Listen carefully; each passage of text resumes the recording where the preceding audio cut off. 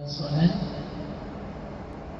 adakah nasihat imam sebelum solat seperti luruskan saf, rapat saf, atau kanak-kanak dan bising juga boleh dikira sebagai perkara yang memutuskan Ya.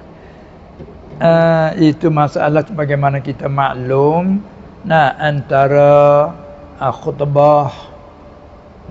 Bila selesai khutbah, maka muazzin al-muqim yang berqamat lalu iqamah. Sudah selesainya iqamah, kebetulannya imam pun turun daripada mimbar sampai kepada tempat mihrab.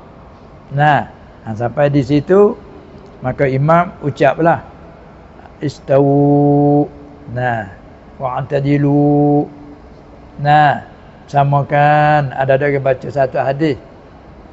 Sawu sufufakum fa inna taswiyata sufuf min tamamis salah. Bagi-bagi lapar lah. Bagi-bagi lapar. Ada pula min taswiyatis salah. Jadi maknanya samakan saf kamu ini sebagai tanbih. Maka tu tidak apa-apa. Tak ada masalah kata putus mualak, kerana sekadar itu dibilang sedikit. Lepas tu ada pun tambah apa lagi anak pasal ni? Kanak-kanak jangan bising. Hak tu tak payah hubul lah. Tu seeloknya. Kanak-kanak tak payah bising. Ya kanak-kanak lah. Jadi adak dia bising. Tak payahlah tu. Hak tu budak tu bising. Tak apa. Itu kan.